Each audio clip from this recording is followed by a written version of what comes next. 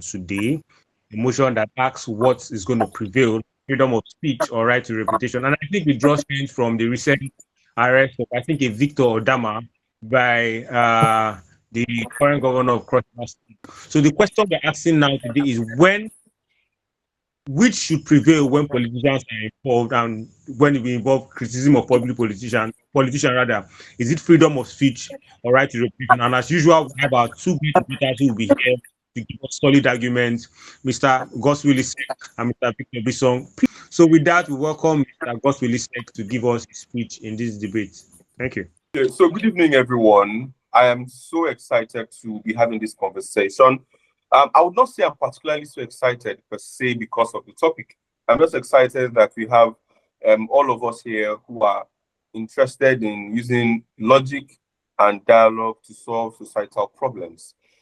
Ladies and gentlemen, the foundational question in this debate is not whether politicians have reputations worth protecting.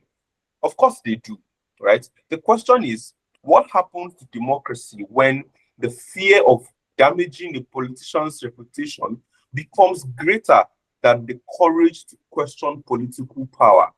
Because politicians are not ordinary citizens. They are people, entrusted with public power, public resources, and public responsibility. And when you occupy these public offices, scrutiny is, very, very relevant, very, very important, because it is a very, very crucial part of ensuring that there is a more positive outcomes in the way political office holders carry out their jobs and carry out their duties. So today, I am not arguing that politicians should have no protection, from falsehood and malicious attacks, but I'm arguing that the protection of reputation must never come, before the right to freedom of speech. Right? We need to ensure that it is not the way it is right now. Because what this debate seeks to say is when there is a clash between freedom of speech and the right to reputation that politicians enjoy, we should be given much more credence. Right? I would say one thing very shortly before I continue. A few years ago, as an undergraduate in the University of Calabar in the year 2017, I think 2016, yes, I wrote a particular piece about the government, and it was really, really beautiful, and I had a lot of engagement on that post. People saw how beautiful that write-up was, and people came around, we shared it on their status, we shared it on their pages, and what have you. And then later that evening, I got a call from my father, and he said, "Goswill, I sent you to that school to study, not to fight politicians. I don't have money to start looking for you in prison." And it would have made a lot of sense if he stopped there. My father went ahead to say, if I do not take down that post, he would have to stop sponsoring me to the university, right? And I saw that he said that from a place of fear. He was legitimately scared for me, right? And that is not just a one-off instance. It keeps on happening. Whenever you try to challenge government, whenever you try to question government, people that are older begin to come at you and say, these people are not the way you see them. They could you could be in very, very grave trouble. What this means to the average person is that when we have a society where we cannot define the line of what becomes acceptable criticism, because at this point, it is as though our political office holders want a very beautiful way of telling them they are not doing well, especially when the country is things are happening and going the wrong way in the country. People cannot always come out to say things politically correctly, in a very politically correct manner that will make the governor or the political office holder very happy with himself and say, okay, I'll see what I will do about it. This is not what it's about, because we have to first understand that the responsibility that political office holders carry or shoulder, as the case may be, is one that is the responsibility of service, because the positions they are occupying, they were there as a result of the trust of citizens to elect them into those offices. So they are there as servants to manage and properly utilize the resources of the whole country, the resources that belong to everyone, and ensure that those resources are properly or evenly distributed to ensure that people are okay within the country. So when those things are not going the way it is, then these guys have a right to say it in a way that might not be so palatable, because as the case may be, These guys in political offices are enjoying a lot of luxury and comfort as they off the shoulders of the resources that should belong to all of us, our collective welfare, our collective treasury. And then when you try to ask questions, you are now scared of court cases, you are scared of being arrested and locked up in prison. In this instance, I will be going a step further later on in my speech to argue how political office holders need to be subject to even a more harsher form of criticisms as a result of the fact that of the office that they occupy or the job that they are carrying out, right?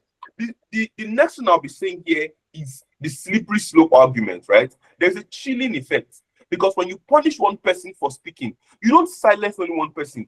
You send a message to everyone who is watching. You tell the journalist, the activist, the student, the Facebook commentator, and the ordinary Nigerian that be careful what you say because this could happen to you. And considering the issues that surrounded the Dennis Odamas case over the past few weeks, go online. People like Victor Bison and the likes are saying it. Next time, do better. You have seen what happened to him now. So you have to try what as you cannot to correct the government in this particular manner. We are beginning to tell people how to tone out their criticisms. And let me tell you, there is no way we will draw the line. Because no matter how you see it, these individuals who are in power do not want to be checked. They just want to do whatever it is they want to do and have their circle fans running around them and singing their praises. So today it is Dennis Odama. Tomorrow it could be another citizen. And eventually, people begin to censor themselves. Not because government has explicitly told them to be silent, but because they have seen what happens to people who speak. So one arrest can silence thousands. One lawsuit can intimidate an entire community. One prosecution can teach millions of Nigerians to keep quiet. And once citizens begin to feel afraid to criticize those in power, accountability begins to disappear. That is the slippery slope that I think I do not want personally in our democracy. Now, let me attack the elephant in the room. Because Victor Bison wants to make this about semantics. Oh, what he said was satirical, it was insulting. So you shouldn't insult those in power and those in authority, right? We understand that how when people are emotional, especially when it concerns things not being done, when access to the bare minimum requirement for sustenance is not guaranteed, people cannot get access to 3 square meals. People for some local governments do not have access to power, access to good roads, access to the bare minimum requirement for sustenance. When this is happening, it's not always so easy for us to begin to make people bridle their tongue, because when they begin to care more about how to put it, then the idea of criticism begins to wear out, because people are more concerned about how to be politically correct when saying the things that they want to say, right? But then let me acknowledge something very, very crucial. Victor Bison, listen carefully, right? I'm conceding something that I know that you want me to concede to, because I don't want to build a straw man, right? Politicians have a right to reputation. Yes, they do. They have a right to reputation. So absolutely they do. Because freedom of speech is not a license to lie, with impunity. It does not in any way give anyone right to deliberately, fabricate allegations or destroy someone's reputation or engage in unlawful conduct. But that is not the question before us. The question is whether the right to reputation should be allowed to become powerful that it suppresses legitimate political criticisms. And my answer is no, because the moment the citizen says the commissioner is failing, or the governor has failed to fulfill promises that he has made in Bekwara, for example, that he said was going to be light, and since then, over many years, there's not been light in Bekwara. The government is not doing enough and all of these things. These are political statements that are very crucial to the essence of our democracy, and we need to always have political leaders who would come to respond with facts. So when somebody says, Mr. A has not done this and this, the governor or the president or whoever should come out with all the resources at their disposal to show to people that, oh, look what you're saying. There's light here. The road is under construction. There should be responses. That should be the best way to respond to these individuals, because these guys are just saying whatever it is they want to say, right? Because at this point is now, this where I'm a hill I'm willing to die on, right, Victor Bison? I know you want to kill me for this, and you paint it bad or worse than it already is. But I will tell you that in this instance, I am saying it's better we have a world where political office holders come on and respond with facts to disprove whatever it is that has been said by opposition or whoever is criticizing the government and saying, oh, you do not have enough resources at your disposal to be able to validate this, what you're saying. What you're saying is false, and then you come up with a response. What this does is that it even plays into the advantage of those in power. Because what happens is that people say, oh my God, I never saw this coming. Victor, this one, you do this a lot of time. You're trying to amplify what the government is doing, as the case may be. You want people to see that the government is doing what is doing stuff that they do not know about. And I really, really appreciate that. And I think that more to be done in terms of publicizing what the state has done, but not clamping down on individuals to say that what they are saying is a lie, or is not true, or what have you. That is we dissipating efforts when there is a lot that needs to be done in society. We need government to be more concerned about solving problems than actually stifling free speech. So the first thing to say here is that political criticism is the lifeblood of democracy. It's like what makes democracy democracy. So, and that's like why I say we need to allow political criticisms to flourish. And now let me tell you, is that when we try to censor it too much, we begin to blur the line. People begin to say, we don't know when to move from political criticisms to insulting the governor. At that point, people begin to keep quiet, because we don't know. If you check all over this matter, many persons who are benefiting from government do not want to say what they are supposed to say because they are scared. They might be attacked, they might be imprisoned, they might be used as scapegoats, which I do not think should be the case, as the case may be. So punishment for these guys is going to create, a chilling effect, right? But then, Victor, the very, very important argument today for me is that power already has the resources to answer criticisms, right? We must recognize that the enormous imbalance of power between a political office holder and an ordinary citizen. In today's debate, the governor of Cross River State versus an ordinary Dennis Odama, right? The governor has more resources in his disposal to refute what that person is saying with facts. So if I make a Facebook post saying that the commissioner is saying, the commissioner has the resources I do not have. So he has official communication channels, he has press officers, he has access to journalists, he can issue a statement, he can hold a press conference, he can present documents and demonstrate that the allegation is false. So if a citizen makes an allegation that is wrong, why should the first instinct of government be to silence that citizen rather than to answer the citizen and then hit them with Please round up, sir. Okay. I think we prove that what they are saying is wrong. So if that becomes the case, I believe that in our world, we serve two things. The government has an avenue to silence criticism and also come out to say, we see what you are saying, we see what you are complaining about, and we are doing something about it. But when there's a slippery slope, that when we try to blur the line between what's acceptable criticisms, then we might lose on the legitimacy of free speech, as the case may be, because the two rights do not operate from equal positions of power. In this instance, I'm very proud to say that I would rather we live in a world where individuals are free to air their views whichever way they want to air it towards political office holders, right? Than the world where we have people scared because they don't know what they're going to say and where they're going to pick up in Lagos or anywhere and remanded in prison for 7 days and be going for court battles left and right. Agba Jalingo has been victim. Joseph Odok has been victim. Omoyele Sowore has always been in and out of prisons. Media houses get attacked and fined heavily for trying to say some things about government. This is already getting too much. And if we do not do something about it, then they're going to before we know it, we would have completely stifled access to free speech in our democracy. Thank you very much, sir, for that very fine speech. I do have a question which I want you to respond to in 3 minutes. So the question is simple, yeah. It's the fact that in modern times, we've seen that people now have an incentive people are being highly incentivized to attack the character of a lot of persons. Those characters in and of themselves are not things you can prove in court, but they have a way of manipulating or affecting your reputation negatively. Yeah. The incentive could be the likes that they will get, the closure that they will get, or even the money that they get. We've seen a lot of times where Showore has deliberately lied through Sahara reporters. Yeah. If this is the case, why shouldn't there be a need? Because one of the ways we assess politicians is the political speeches that we hear from opponents. Why isn't there a need for us to create a mechanism that protects these politicians in the society, understanding that this particular thing will largely affect how the society views them, because that's largely what the society even uses to view them. I would say emphatically, Victor Opia, when you say someone like Omari Sowore might say things that want to bastardize the government and what have you, and then we need to look for how to, protect the government. I would say that as in status quo, the government has more resources than Omari Sowore. So when Omari Sowore comes and says the road is so and so place is bad, and then our contracts have been awarded, Mr. B and C has embezzled that money that's supposed to be utilized for that particular project. What government can do is to come and say, look, that project is under construction.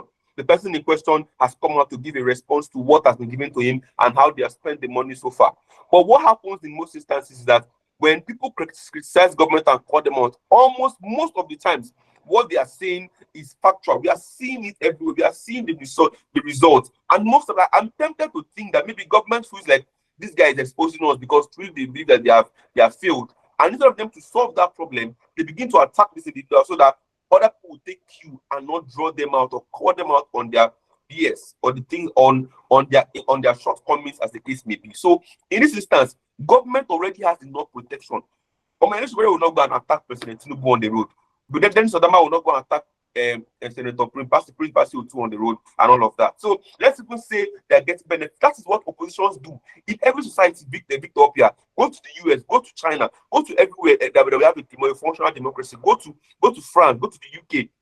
Oppositions do a lot. They say a lot. They aggravate, they over-exaggerate situations because they are opposition. That's what they are supposed to do. But when you do this, when you begin to put them in prison, you stifle opposition voices.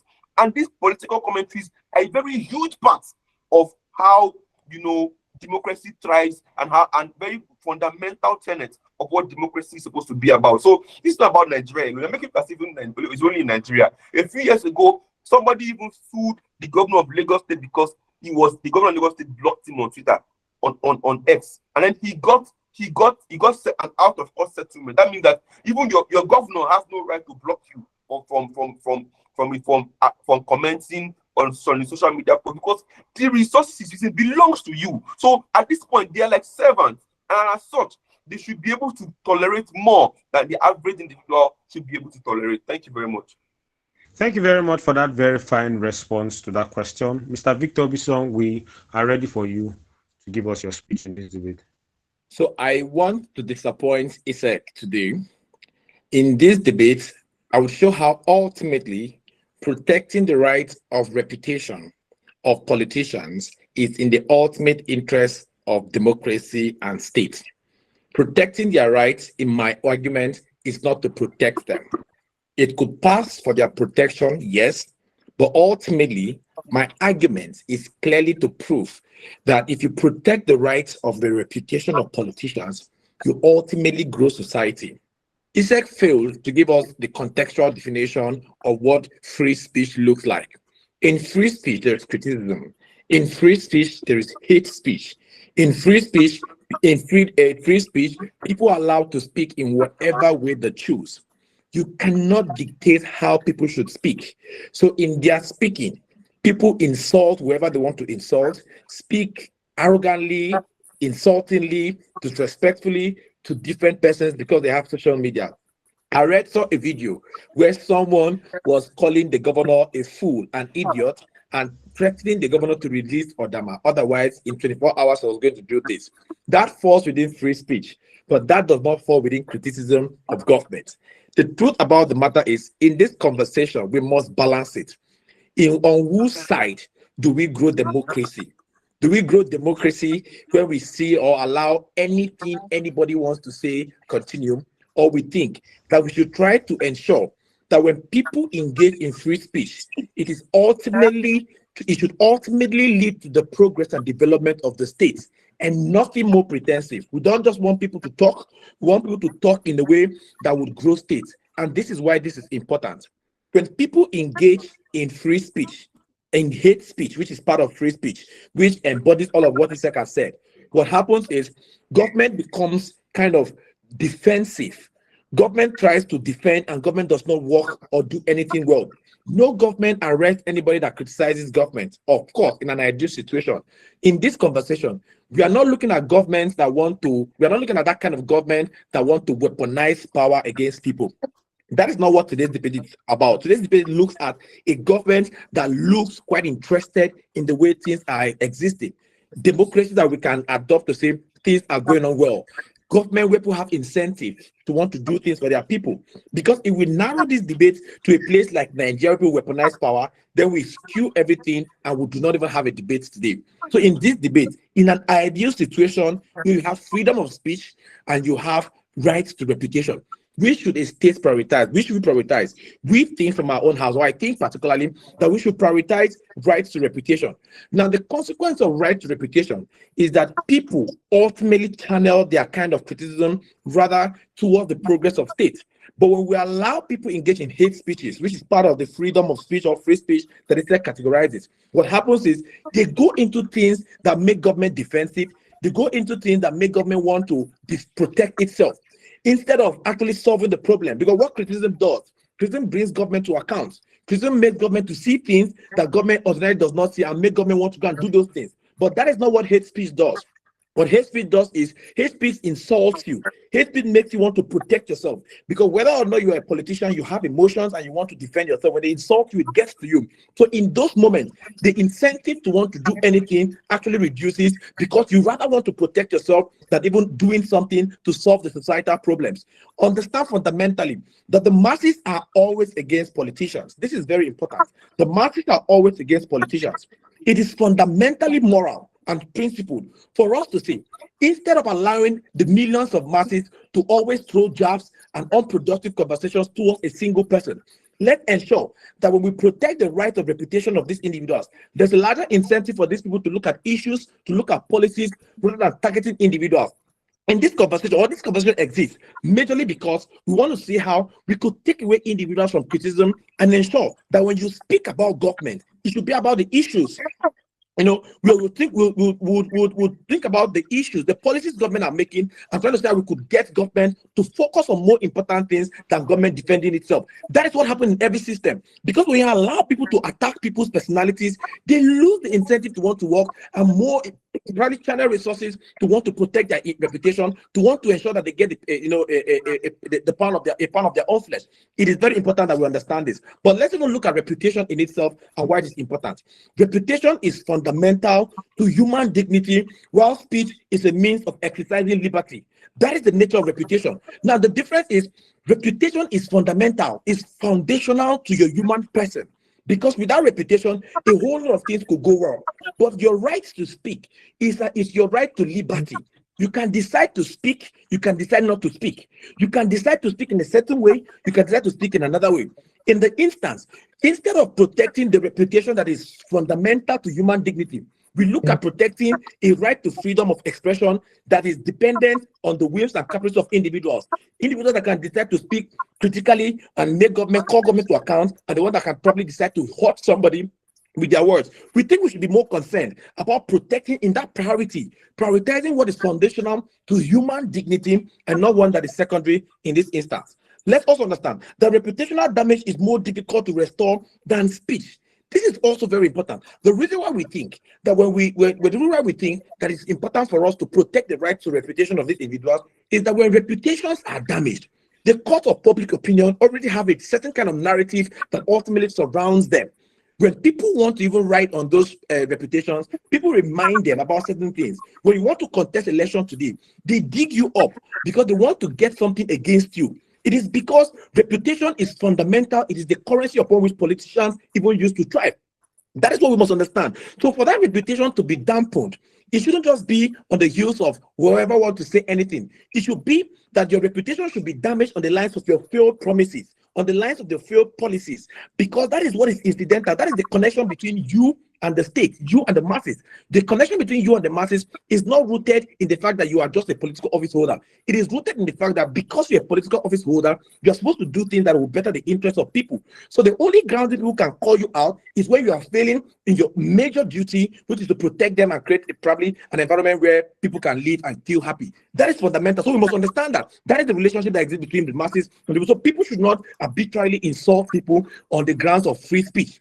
In this circumstance, when we prioritize reputation, people get a bit more circumspect in the way they insult public officials. What happens is they become more incentivized to focus on policies, because at the end of the day, you still use policies to judge people. Focus on policies and get them to probably change their policies or do things that will be in the interest of the vast majority of people. That is what we should be concerned about in this conversation, and not like necessarily looking at all of these things. And let's also understand, my conversation, my debate today is not necessarily to support or protect the emotions of politicians. What I want to argue clearly is the fact that when you protect the right of reputation to individuals, citizens become a bit more concerned about issue-based criticism against hate speeches and personal attacks. That is the way democracy grows. That is the kind of accountability that democracy societies need to grow, and not necessarily one that says you have the right to speak anyhow, you can insult whoever you want to insult, let them come and defend themselves. We do not want to create a political class where all they want to do is to defend themselves. They want to create a political class where what they want to do is to look at the policies that people are bringing to their knowledge. Because why? If you criticize government and government does not respond, what happens ultimately is that there's a larger incentive for you to vote them out of power. You cannot attack them and expect them to defend themselves and still expect them to work. But when you call them out, there's a large incentive for them to look at those issues. And if they do not look at those issues, you remove them, you take them out of power. That is the kind of growth that we want society to have. And when you protect the right to reputation, you also enhance free speech. But in this circumstance, free speech is better protected, and free speech is more productive than people just saying on social media because they have phones to insult whoever they want to insult, get those people defensive, and not actually do the work that is supposed to happen in that state. But let's also understand that reputation is the currency of politicians, and if reputation determines political legitimacy, reputation deserves greater protection. Understand, in the area of politics, reputation is the currency that these people use to thrive. The moment your reputation goes down, you don't even have anything to ride on. Ultimately, when you try to prioritize people's free speech ahead of reputation, you reduce the chance of which politicians can even operate within the political space, because reputation is the currency that politicians use to get whatever office they want to get. I would end here while I wait for this, because I have so many things to say, but I hope I will have enough time to respond to them later. So thank you very much for that very fine speech. But then I think we do have certain questions very minute. The first question, so this is the way the question of mine is coming. We want you to respond to it in 3 minutes. The first question is this. Sorry, I don't know whose mic is on mute. Please. Sorry, please, you would get your opportunity to give reporter. This is question time for me, for Mr. Victor. The question is simple. The statement that was made by Dennis Odama, which he addressed to Governor Prince Otu in itself, has been a fundamental question in Cross River State and largely in Nigeria as to whether or not this was a hate speech or a question that was targeted at policies. That is one. The second question that comes in is, okay, what are the mechanisms you are putting in place to deal with the backlash and the problems that ISEC points out, which is the fact that you cover people into silence, and also protect these individuals' reputation when already there is a status quo, there's already a status quo instrument of the state to protect your image if there is reputational damage done by a particular person. So these are like the two questions I want you to respond to. Okay, let me start from the second one, right? Reputational damage. In my conversation, I made it clear. I am not speaking to protect politicians and protect their reputation. That is not the debate. The protection or right to reputation of politicians is just like a slippery slope into a more democratic process. That is what we are arguing. We want it to be a platform upon which we can achieve better democracy, because democracy means people having right information, criticizing government objectively. But what happens is when you focus on hate speeches, there's a lower incentive for these people to focus on actual criticism that government needs to work. Government works with criticisms. That's why political parties criticize government. They call out their lapses. When you call out government lapses, they want to fix it. When they fix it, society grows.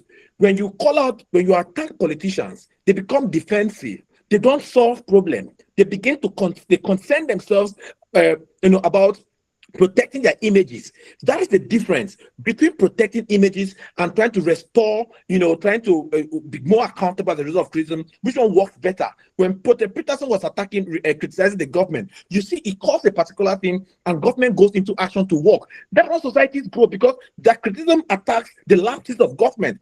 Let's focus on the kind of free speech that would focus on the lapses of government and incentivize government to want to do something to change those situations. Because when government changes those situations, society grows. That is the conversation today. That's why we need to prioritize right to reputation over free speech. Because in right to reputation, you can absorb free speech. Now, in what Odama said, the court is probably going to decide on whether or not what he said constituted defamation or whatever.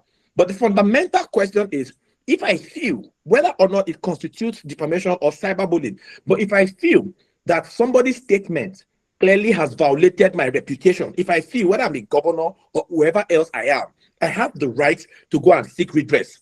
Who determines whether or not ultimately that statement constitutes defamation is no longer me. It will be the court. So in this circumstance, I called out the fact that the arrest was illegitimate, but you cannot deny the legitimacy of the governor to want to institute an action. Whether you call it was probably an idiomatic expression, as people would say, understand clearly that there's what we call mischief. And if you use mischief in speech, it could also constitute defamation. If you use innuendos, whether it comes as a question, it comes as you using the word allegedly, as people would always say. The moment it actually maligns the character or reduces the social estimation of somebody in the society, it constitutes defamation. In this circumstance, the second statement Odama made in that circumstance was enough criticism for government to look at that issue. But why did he have to use that first line? It means there was a mischief that was intended. We do not know the intent. We cannot see a statement and know the intent. We can only judge a statement by the character of the action itself. Since we cannot see intent, we can only see the action and the character of the action. So we feel that the character of that action suggested something that was deeper than just mere criticism.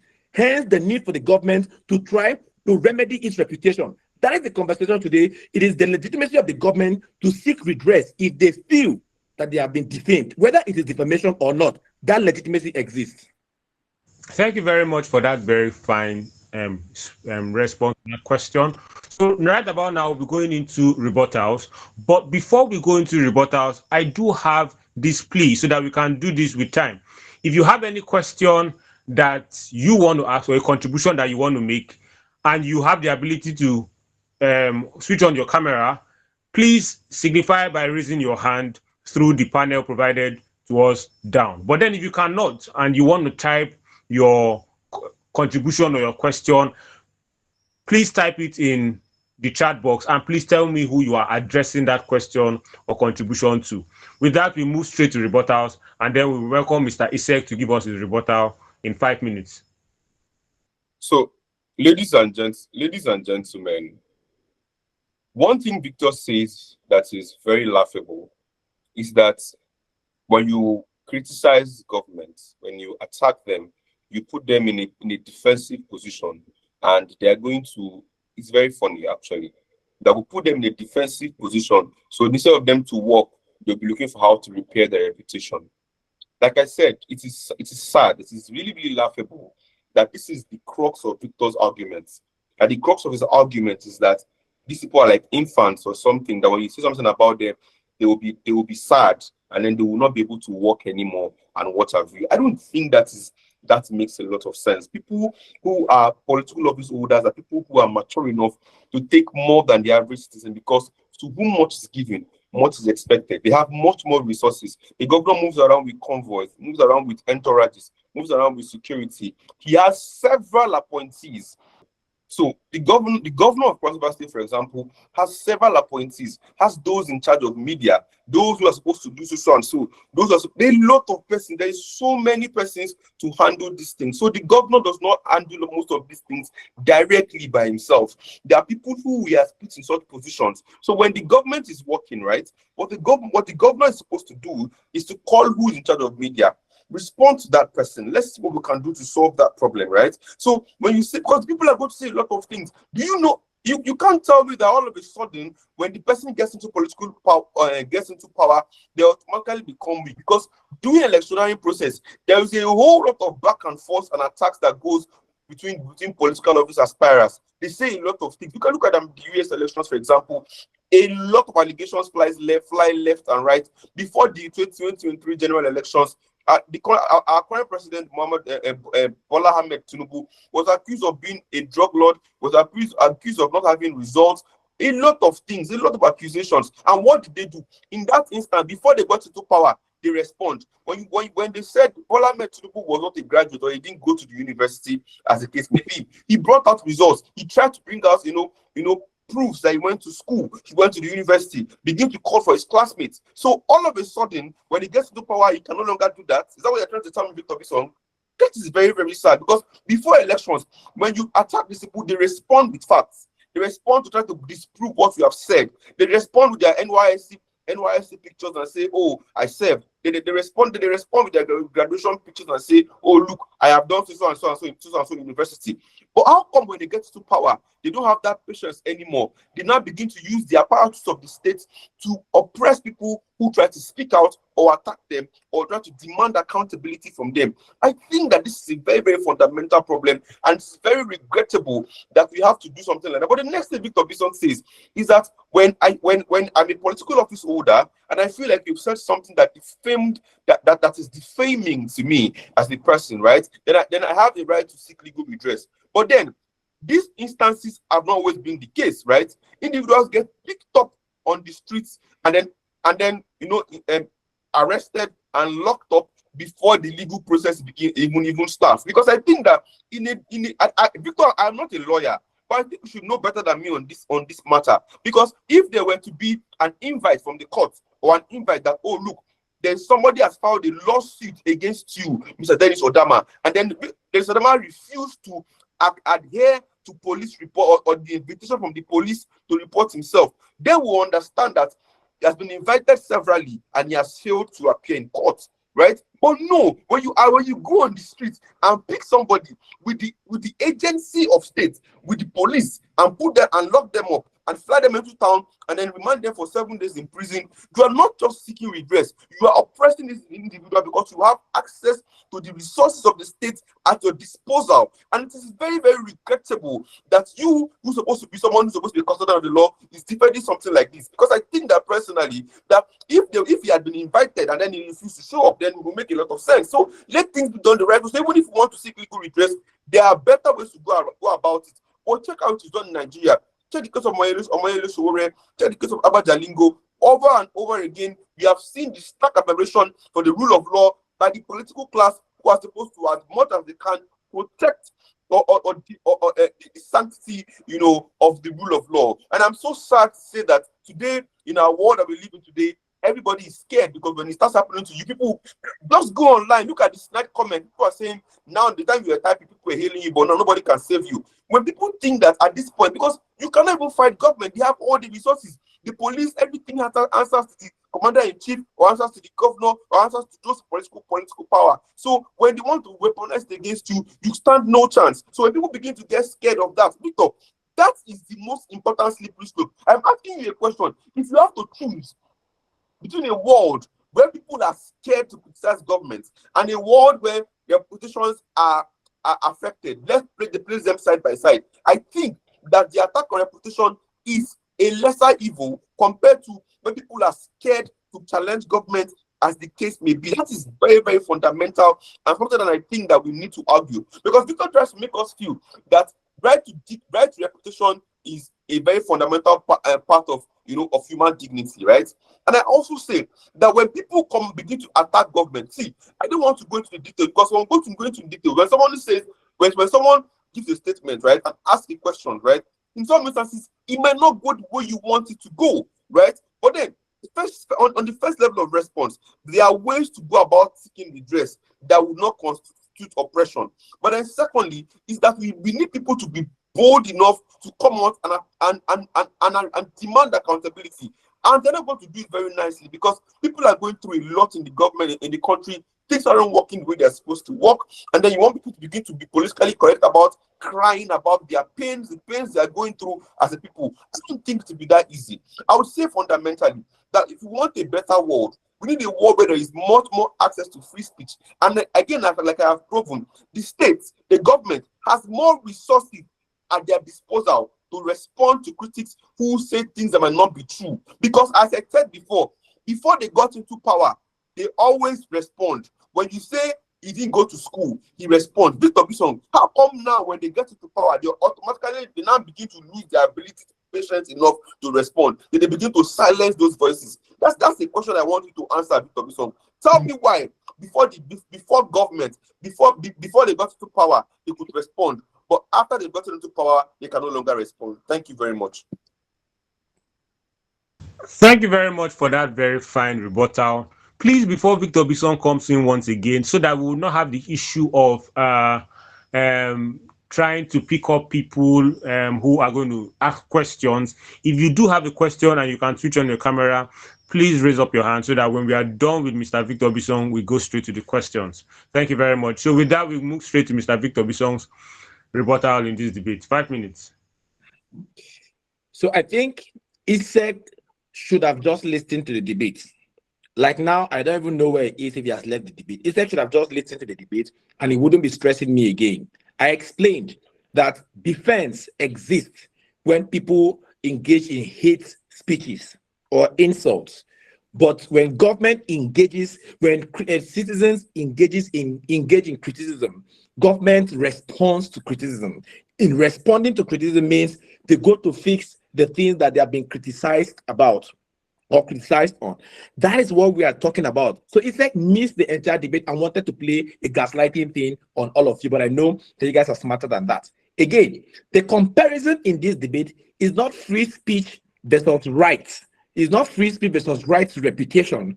The conversation is when right to expression becomes destructive to either democracy, become destructive to right to reputation. Which one should we prioritize? Should we prioritize the destructive speech because it falls within free speech, or should prioritize the right to reputation, which would ultimately incentivize better speeches and more productive speeches that will ultimately grow society? That is the debate. The debate is not about saying, oh, should we prioritize free speech? But even if we want to look at free speech in its absolute nature, clearly, reputation hinges on dignity of the human person. That is what reputation relies on. It is fundamental to you as a person. Because when your reputation has been maligned, has been impugned, what happens clearly is that you lose even beyond politics. You lose in the society. In that conversation, which we prioritize, understand that free speech is the expression of liberty. So you can decide to speak, and you can decide not to speak. But even if you decide to speak, you can decide to speak in certain ways and not speak in the other way. It means that even on their values, inherent values in themselves, reputation is still higher because it's fundamental to you as a person. The reason why politicians, it's said that allegations fly when during politics, to attack the reputation of these people. That is what we are saying. The issue is that these people are politicians, and the space of politics is rooted in your kind of reputation. When people ultimately want to make you lose election, what they do is that they reduce your reputation, they reduce your credibility, they reduce your value, they make your image go down. That is because they know that the currency upon which politicians can use to get whatever thing they want to get is rooted clearly in a good reputation. What this means is it means that since reputation is that important, we should prioritize reputation even more than free speech, because ultimately, when you prioritize reputation, what happens is people have a larger incentive to want to give better speeches. Today's debate does not talk about people or covering people from talking or stifling people's speeches. That is not what it is today. When people realize that there's a limitation to hate speech, what happens ultimately, they move. They don't stop talking. They know that it is more productive to criticize because criticism brings accountability and all of those stuff. But ultimately, what they do is they call out government to what government needs to do. We are saying when you attack government, government gets defensive. Government does not work. But when you criticize government, government looks at the lapses because you call out the lapses. Because when you criticize them, you are exposing their lapses to the vast majority of citizens. There's a higher incentive that they are going to actually lose positions in government. But let's go to the issue of the kind of impunity that exists, where I said what happens in Nigeria is that they pick people. Our conversation in this debate is not to defend impunity. I'm not here to defend impunity. The motion is clear. Freedom of speech versus right to reputation. That is why we cannot relate it to only the Nigerian system. We have to look at in an idea. I explain that this thing has to be in a system that without impunity. Because if you're looking at it from here, how can I come and defend the fact that they go and incarcerate Sowore, or they go and pick somebody from Lagos and bring to Calabar? How can I defend illegality? I cannot be defending illegality. We have agreed that I'm not in support of impunity, but on the balance of free speech, which could lead to hate speech and ultimately destroy democracy, as against right to reputation, which when we prioritize, people become a bit more conscious about the reputation of people and consequently get information that do not damage reputation, but ultimately call for accountability and make government better.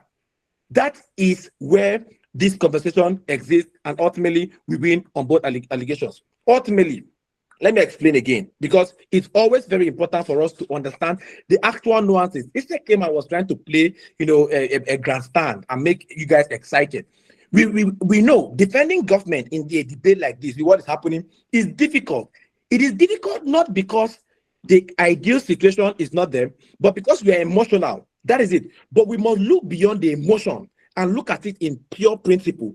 In a political space, when politicians are involved, what should we prioritize? If we prioritize politicians' rights to reputation, we are not prioritizing them. What we are prioritizing is a more informed way of criticizing government. When you have a more informed way of criticizing government, people get incentivized to work.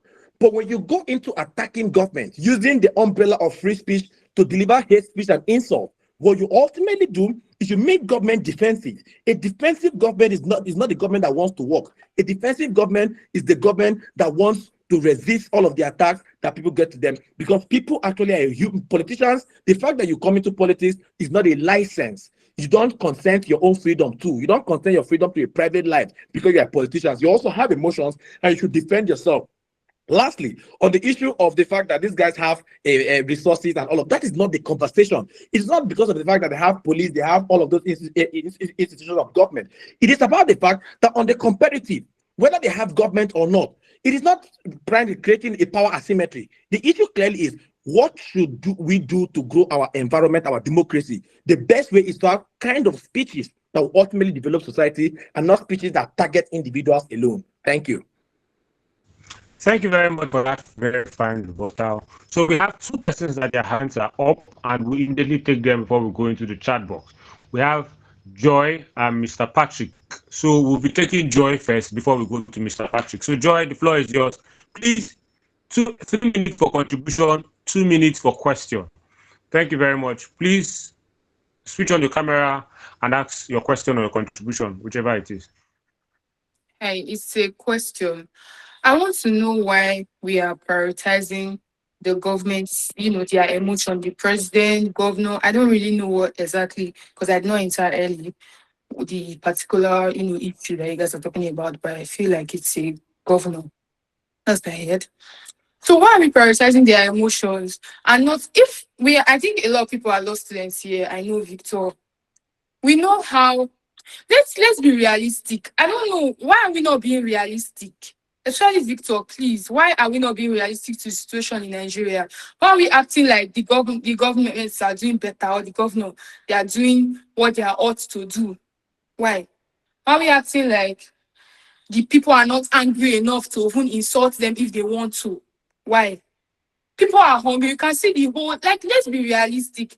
People are talking out of place of anger and not reasoning, as lost students that we are, if a lot of people are lost students.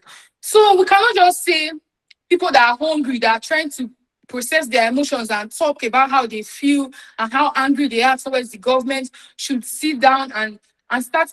Funny enough, a lot of people are not even graduates. A lot of people are not in school to be able to understand this whole criticism and not criticism that we're all talking about right now, because they are just angry. What they are trying to pass to the government is that we are hungry and the economy is failing. So I think we should prioritize the people rather than the governor or the government.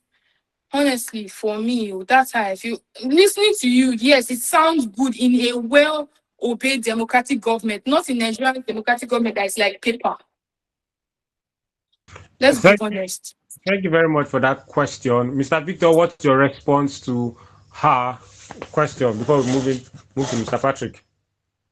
Firstly, I'm really sorry that the government of Nigeria has caused Joy so much pain. But this debate is not about the government of Nigeria. This government debate talks about a system where free speech exists and right to reputation exists. And again, it is not about protecting the emotions. Emotions of politicians are just, a kind of additional thing that I argued. I gave my principled argument that what happens is when you insult government, even if the system is felt that they created for you to be angry, what happens is there is no solvency. You don't solve a problem. You create a government that defends itself against your insult. No solution is achieved. But what happens is when you criticize government and call out the lapses of government, when you go in public spaces and make people see how government has failed, they have reasons to want to act. Why? Because they know that if the vast majority of people in society go against them, they are going to lose the next election, they are going to lose the next power. They have a larger incentive to want to solve societal problems. But when you focus on attacks, they get more focused on defense. Defense does not incentivize solution. But what happens is when you call out and criticize government without necessarily having to go into personal attacks, you incentivize them to want to solve society's problem. That is what today's conversation is about. I'm sorry that society, Nigeria, has caused all of these pains to all of us. I'm part of it anyways. But the point is simple. We want a solution. We don't want to continue to fight. We want government to work. We don't want government to defend itself. Thank you very much. Thank you very much for that very fine response. We move straight to Mr. Patrick's question or contribution. Mr. Patrick, the floor is yours. All right, Victor, thank you, and Isaac, thank you for your presentations. So, first, Victor, you agree that there is a reason why when individuals breach certain obligations, they forfeit certain rights. The same thing applies to criminals when they commit certain offenses against individuals or the state, they also forfeit certain rights that belongs to them. And Nigerian politicians are not particularly good examples of individuals who have not forfeited many rights that they should have.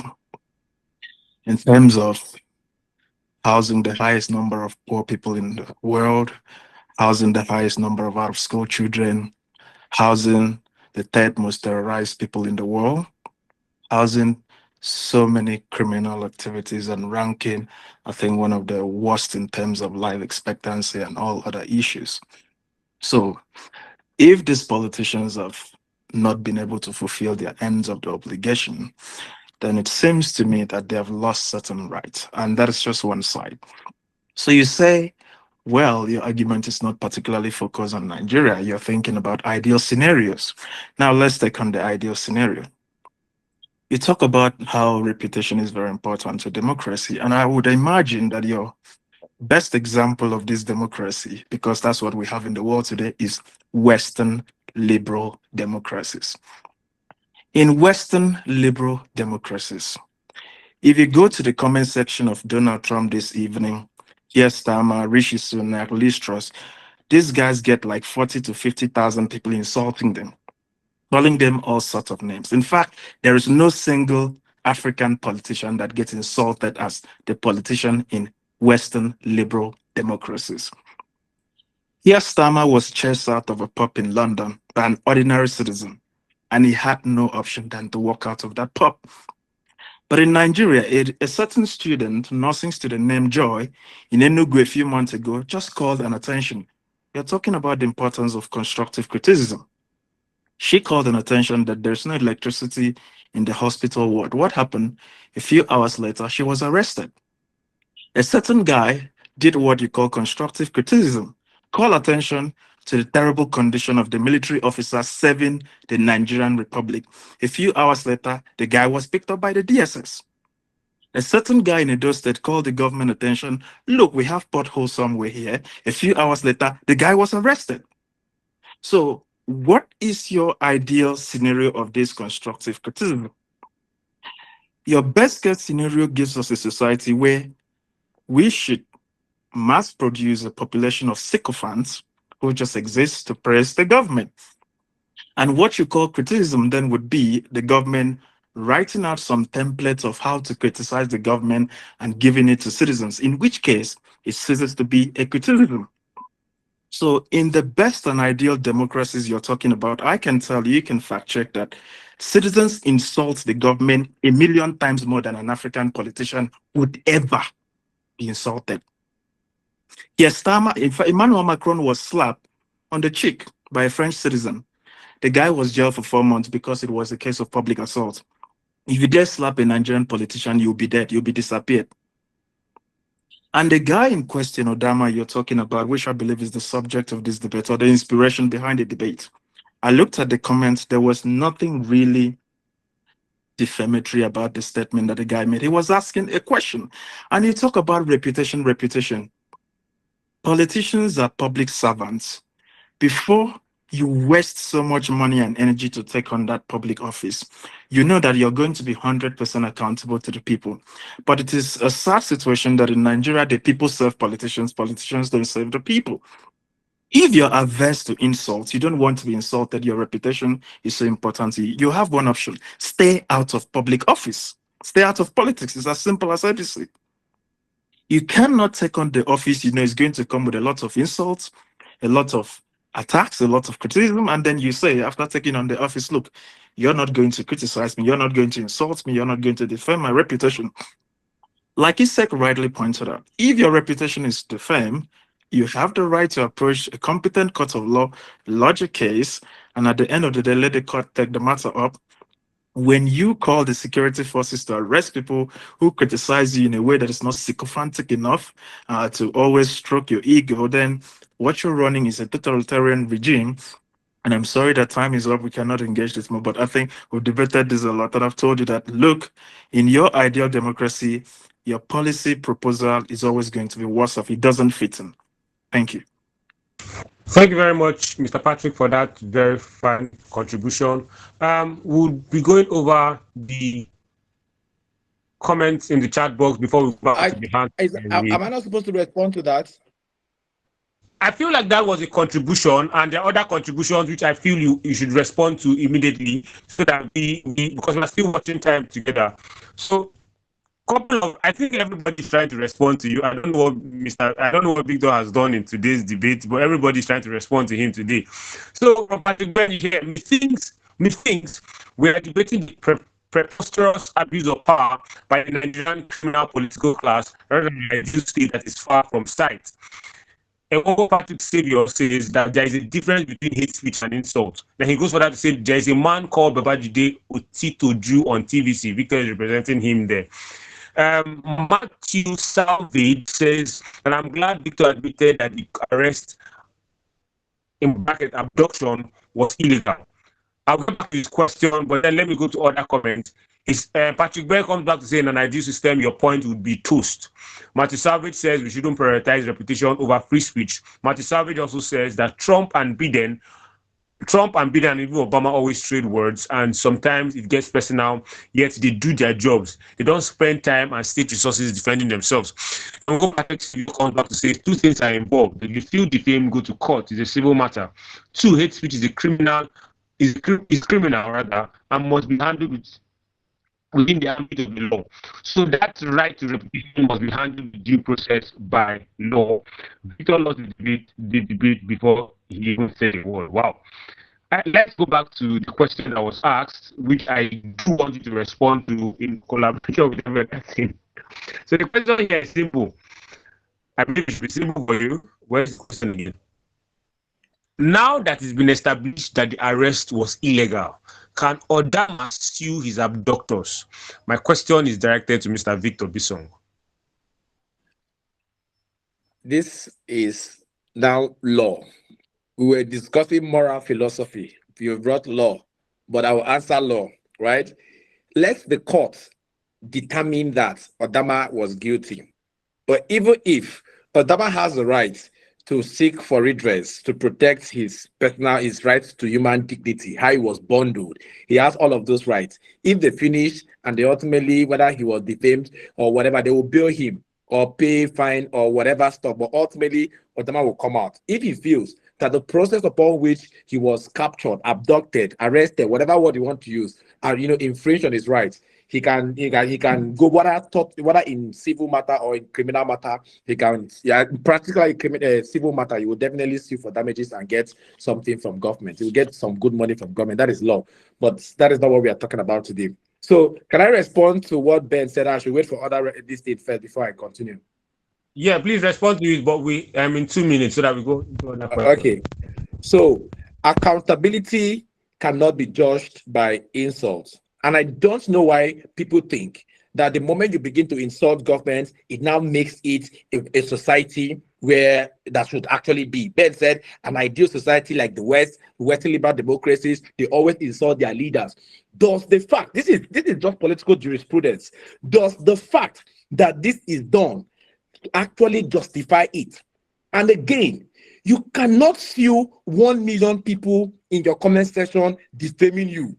But again, the idea of some of these suits that happens is not necessarily to probably incarcerate somebody, but to serve as a warning, as a deterrence to other persons to know that yes, you have freedom of speech, but when you deliver that speech, it runs through the fire of law, and when it does not stand the fire of law, you get to pay for making some kind of speeches. That is the point, right? But ultimately, how many persons can you sue, right? But when you know that a particular statement ultimately infringes on your own right, the person that determines whether it is defamation or it's not defamation is not Ben for saying that he does not think anything is wrong with that statement.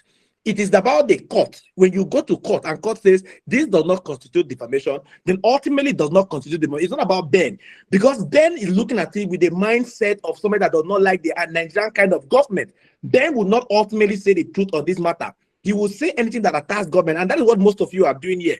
Everyone was said, I loved the debate before I started. The idea objectively is that the moment you stand to defend government on issues like this, the vast majority of people who are emotional and who do not like the fact that they are suffering, as Joyce said, would ultimately take the side of the opposition. But what we are saying is that we must look beyond our emotions and look at it in pure sense. Which of these worlds is better? If you say in Western liberal democracies they insult president and probably they slap Emmanuel Macron, if the law says 4 months, and our Nigerian system says you will be disappeared in your word, it is clear. It is clear that Nigerian statement says you will be disappeared. Our legal jurisprudence and jurisdiction are different. So if it's 4 months there and they say you'll be in incarceration for 10 years in Nigeria, that's our law. You don't say because theirs is 4 months, that is better. Our law is our law, their law, we cannot use their law. But ultimately, understand that the fact that they insult Donald Trump and all of those people on their comment section does not justify their action, whether it is the best of democracies in the world. What ultimately that does is it reduces, in fact, it attacks the person. So even if this person wanted to work, but you have impugned on this person, because a politician is also a human with emotions. So it means that your insult does not ultimately solve a problem for you. When you criticize government, they solve the problem. But when you insult government, it does not push them to insult to solve a problem. Because even if you do a perfect system, people will still insult you. It is not the insult that generally and ultimately defines productivity or growth or a free a kind of a liberal society. That is not the debate. The debate is criticize government, call them to account, and let them solve problems. Don't insult them, because insult does not ever solve any problem. Thank you very much for that very fine response. So we have two persons' hands that are up, and we would love to give them the floor. And we have Mr. Franklin and we have Mr. Unguto Joshua. So we'll be going with Mr. Franklin, then we'll go to Mr. Unguto Joshua. 3 minutes for contributions, 2 minutes for a question, depending on whichever one that you do have. So Mr. Franklin, the floor is yours. All right, thank you very much. Unfortunately for Victor, all of us would sit on your head tonight for obvious reasons.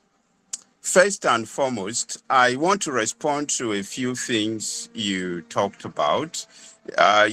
First, you set the debate to Western liberal settings, where democracy actually work. But then again, you're talking about how punishments differ. If in the case of France, where Emmanuel Macron was slapped and the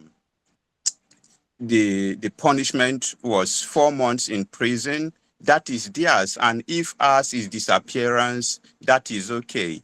I think you are speaking from both sides of your lips, because if, for instance, in Nigeria, if a politician doesn't live up to expectation, people go all out to insult the person, then we should agree. And Victor, let me borrow your word. The last time you talked about political culture, shouldn't we accept that it is our political culture to abuse politicians who, do not live up to expectations? Let's be clear here. We criticize the former governor of Cross River State, Benedict Ayade, but to be honest with you, or to be candid, Prince Otu has underperformed. I always feel that if people underperform, they give their successors a very smooth platform to excel, because the very little performances they put up, people praise them. But in this instance, the present governor has made a mess of himself. Nothing really to show. Fact speaks for themselves. You do not need to preach and put things on the social media for people to know you have done well.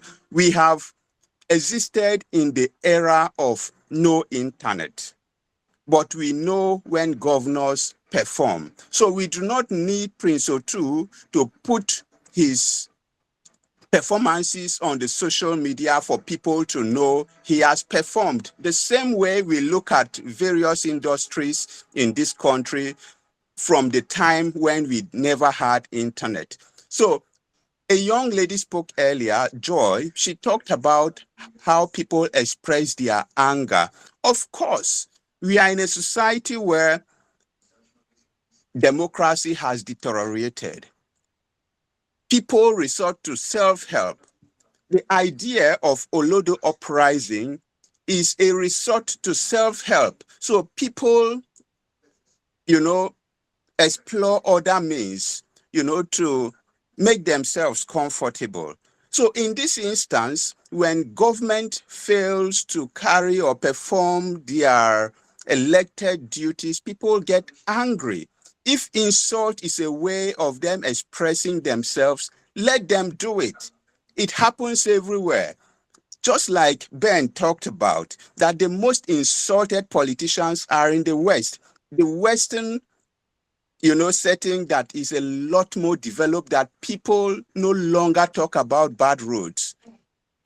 Bad roads, electricity aren't, yes, one more minute, aren't the kinds of things citizens clamor for, but at those secondary levels, they still insult their political leaders. So in this instance, when we cry about power supply, bad roads, and you say people should not insult, there's something else I want us to understand. The moment any individual agrees to go into public office, they surrender themselves to the public for scrutiny.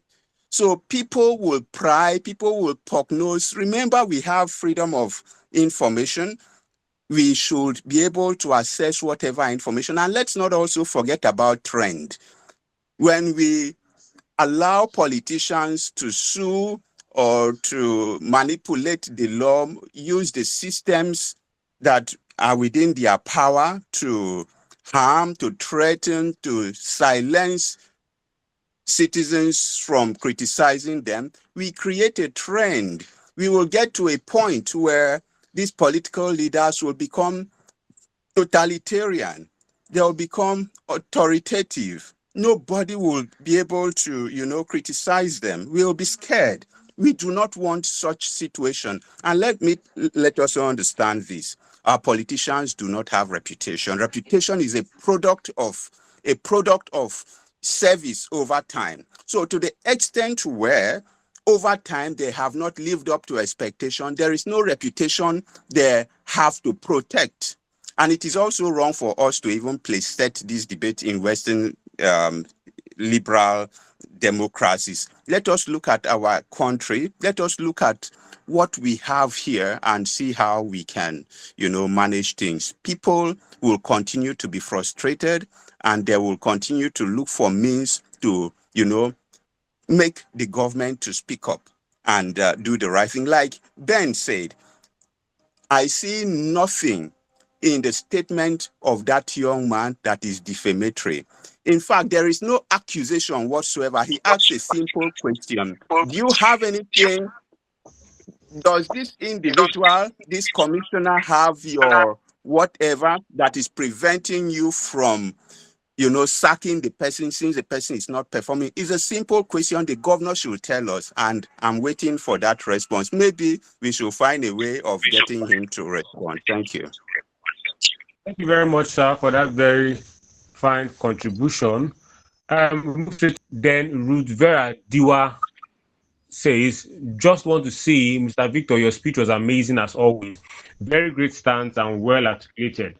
Also to Isaac and Ben, something happening in the West doesn't validate it or make it doesn't validate it or make it right. We need to stop picking what is right and wrong from what the West do. Victor of Law, MBA aren't ready.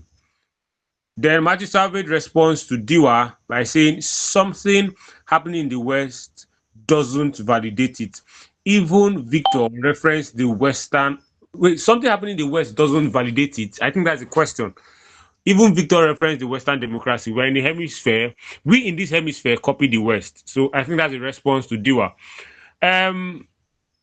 Unguto, are you back to give us your contribution or question?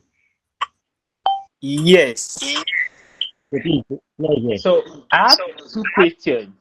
One to Bisong and another to Isaac. So my question to Isaac is this. If you are following the recent trend, there is a professor from Cambridge, Jason Arden, who committed suicide due to online reactions from public and criticism from allegations that he committed plagiarism. Most of these have not yet been founded, and yes, the pressure he received contributing alongside his health, is he called artist or something, made him commit suicide. So you see that before people have the right to defend some allegations against them, there can be drastic effects. How do you think that such system of freedom of expression that allows the cloud to be the limit can definitely protect such a person? And then to Bisong, when you now try to restrict people's right because you're protecting reputation, don't you think it will create a chilling effect where people are scared to speak up all entirely? Because if you look into the world of journalism, sometimes people receive information that is not yet necessarily verified. They have to publish it in a newspaper, and somehow the government might come up to defend it, and sometimes it turns out to be actual allegations of corruption, which is already in the pipeline in government offices and all of that. So in that case, it's justifiable to say that even though that has not been fully verified by the journalist, he could possibly post it and criticize government, even though it's likely that there was an element of falsehood or probability in it. Thank you very much. I thought you said you had a question for Mr. Victor, but I think you should just type your question to Mr. Victor. Mr. Isaac, please respond to the question. I got the question. I got this question.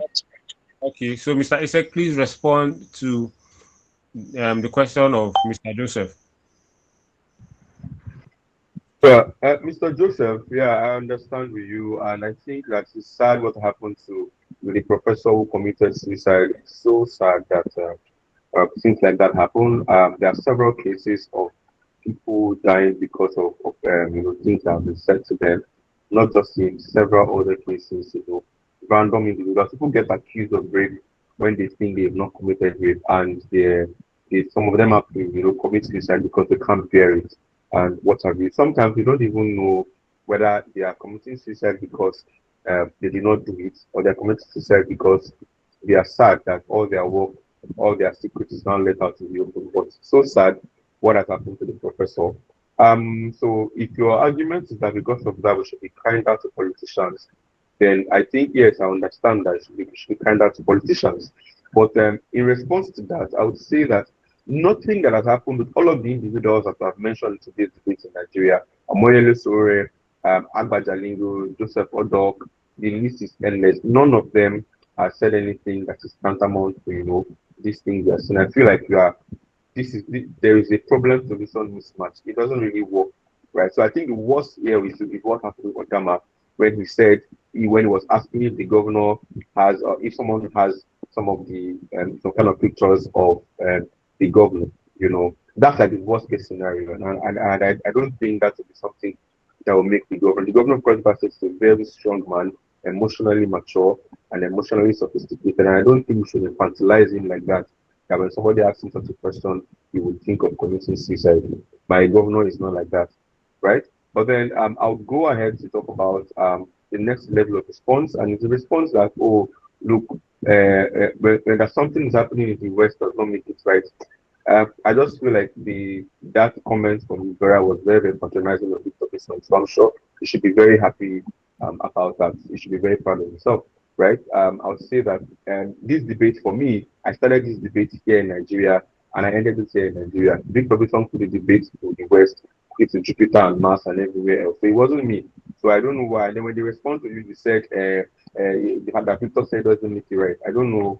I really don't know why. I don't know what response to give to you because today, unlike you, Veragiwa, you didn't really respond to these debates. You just came to praise it. So that's actually really, really fine altogether. But then back to the heart of this response, of this conversation today, I would say that truthfully, our society today has really deteriorated. Things are going very, very sadly and very bad. And when Victor says something very laughable, and that's the most laughable point today. And if that point appeals to you, I'm really sad for you, honestly. That Victor says that when you attack a political office holder, he will not be able to work because his emotions have been affected. And I'm really sad that it's not in Nigeria that this is happening because we've proven to you that in other situations, in other clients, because Victor talks about ideal in this debate. So I'm beginning to wonder what is ideal. Ideal are the poster boys of democracy, and they are the West. So when Victor Bison and Beradiwa are saying it should not be, I don't know, then who is the ideal? Because I didn't talk about ideal. I spoke about the Nigerian status quo and the Nigerian situation. Victor spoke about ideal, and the best government that best approximates towards ideal are that of the West. And we are saying that these guys will face more criticisms, more abuses from political office, from the citizens, and then they still get to perform. In Nigeria today, look at the people that have been picked up. Somebody comes up to say the welfare condition of people in the military is bad. He gets picked up. I don't know. So Victor, what should he have done differently? How should he have said it? I feel like I understand with you. It's so difficult to defend the government in Nigeria, and I think that I should not try to make it too hard as if it is what you really believe in, because I don't even know how to respond to you. Someone says that the people are suffering. Someone says the roads are bad. This one so place. Person gets picked up. Someone says that the welfare of government, of military personnel, of soldiers are bad. The person gets picked up for saying it. So I don't know what was abusive about that, about what that person said about the welfare of soldiers. Was it wrong? Was it untrue? Right? When somebody says that the commissioner of sports have been ineffective, and why has she not been removed? Let's ask questions. Truthfully, has that person been effective in those positions? So when you begin to come and say that we have to constructively criticize, we have Ben Black gave you instances of individuals who have consciously objectively criticized government and shown proof, and they have been arrested and abducted and locked up. So I don't know, because at this point I feel for you right now. I really pity you that you have to defend this. Maybe some other time, I don't know. I really don't know. But after now, I'll try to buy you lunch or buy you dinner or something, because it must really be a lot for you. Thank you very much, guys. Thank you very much, Mr. Victor. Please, your response to his question so that we can go ahead. Okay, so ISEC has entered his full element, and ISEC's full element is, gaslighting the audience.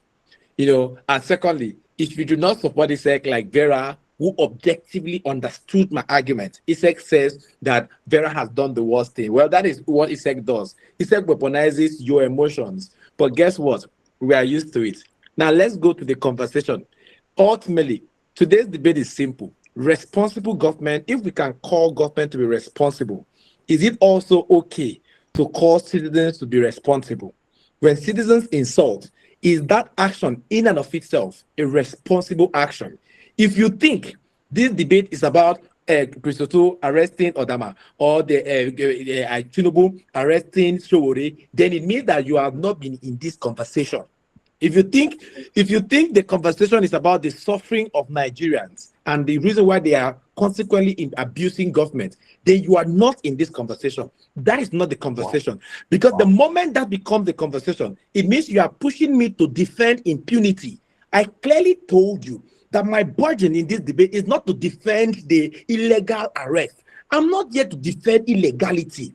If you people want to put it to me that Ben said somebody criticized the government, a nursing student, they arrested her, they're criticizing this thing, they arrested constructive. Did I mention constructive criticism here? I said criticism is good, but when you want to engage in hate speech, criticism leads to development, but hate speech do not. If African leaders weaponize their offices to subjugate or subdue dissent, that is not the conversation. We are looking at systems where between prioritizing free speech and prioritizing rights to reputation, which one should we prioritize? If the governor feels attacked and decides to act extrajudicially, how can I be defending that kind of principle? It cannot be my burden. It's like I'm not to defend whether it was right, because we know, I agreed from the beginning that impunity is wrong. It is not my conversation. So stop playing on the emotions of people. Yeah, people are suffering. This is this. That is not the conversation. You feel this debate. But since you are whipping the emotions of all of these people who are saying Nigerians are suffering, people are suffering, you feel you are winning. This debate on logical grounds, you have failed this debate. We all understand that. Secondly, Mr. Franklin said that abuse is legitimate because people are suffering too. But abuse to politicians is not tied to your work. Donald Trump is doing a whole lot in America. He was abused. Biden did a whole lot, he was abused. Obama did so much, he was abused. Abuse is only attached to government because probably you do not belong to the same party and you want to beat their personal feelings and their emotions to get them out of office, to frustrate them out of office. That is what abuse does. Abuse is not tied to your function. If you like, Peter Obi, that was governor of Anambra State, he was abused by people.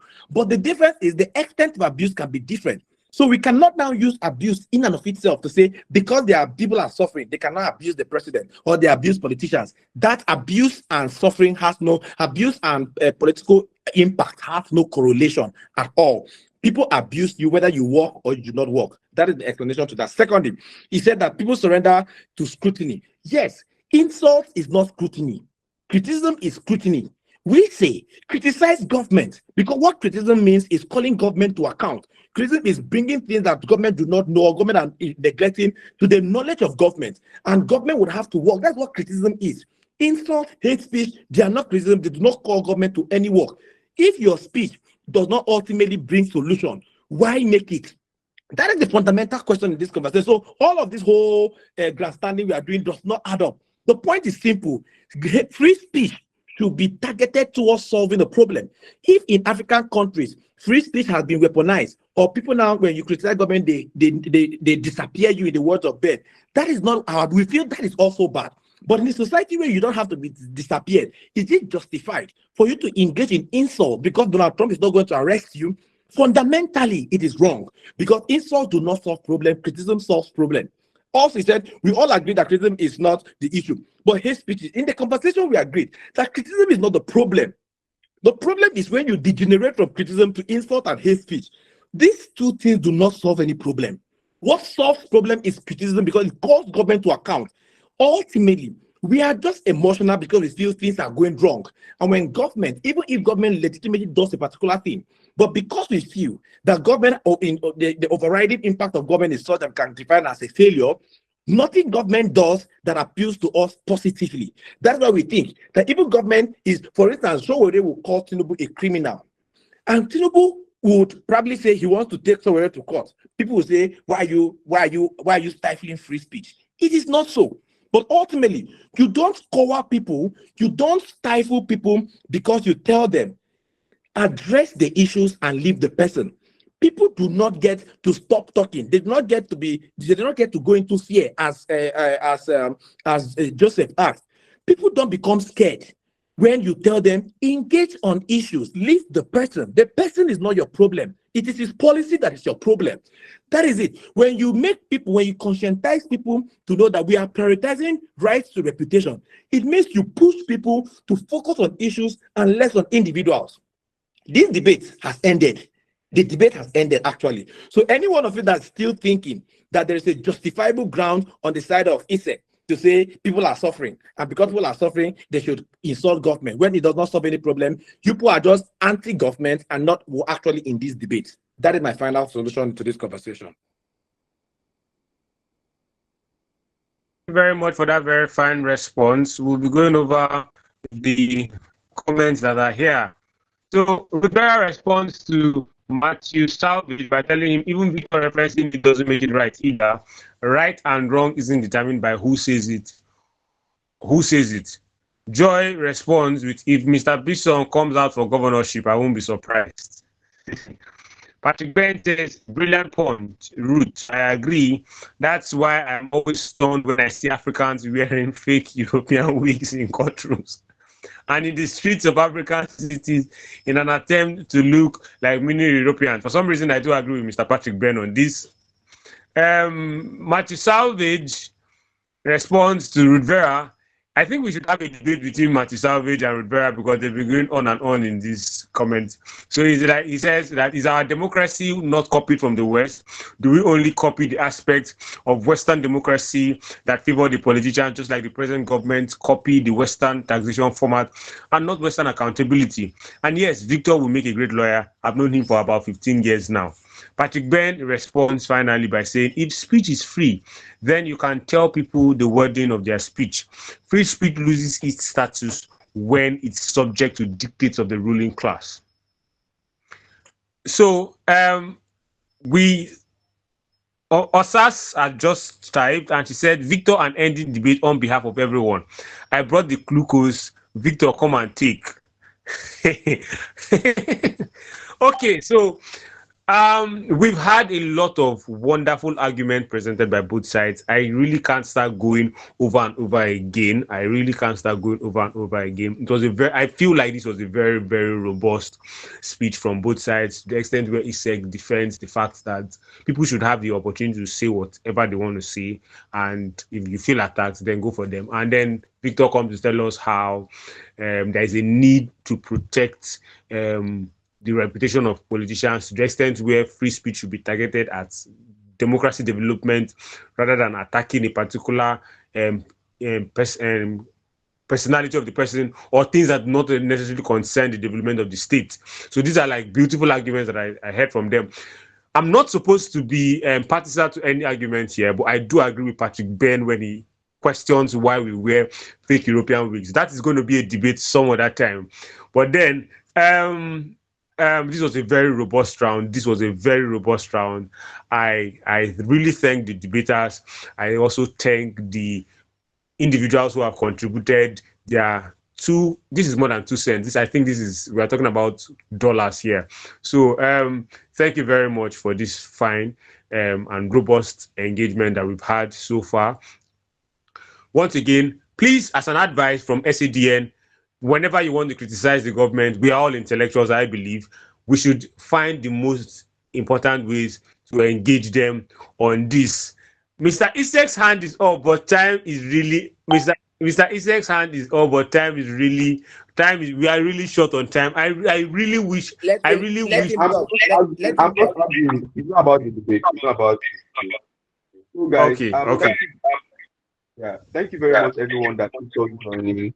Right, Victor. I think that we should have like a WhatsApp platform so that we have a community of individuals who are interested in this conversation. What this helps us do is that it helps us publicize the debate a lot more, publicize our flyers, and ensure that when the links are there, because most times people forget, but when there's a group where someone is reminding you that the debate is on, we can have more persons joining in live. So if we have a group that have, let's say we have 50, 100 persons in that group, we know that we are sure that on average you can have 30 persons joining and so on. Because most times we say, oh, I forgot or something. But when there's a platform that brings us together, so I think that maybe from next week we would have a link to a WhatsApp platform. And please, I would like us to be willing enough to join that platform and as much as possible share the link so we have more persons joining in the conversations that we're going to be having. Because from here on in, we plan on making this very robust, plan on going into like normal video podcast as the case may be. And we think that there's so much beautiful ideas that we all have to share here. Ben Black, Ruth Vera, Enwongo Patrick, I see a lot of us, Julius Ibe, people, we have very beautiful ideas. We need those ideas to go, far and wide, and we are with us that's going to do that. So that's like what I'm really imploring on all of us to do. Yeah. So thank you very much. I think that's a very fine initiative, and the SADM management will look into that by creating a WhatsApp group.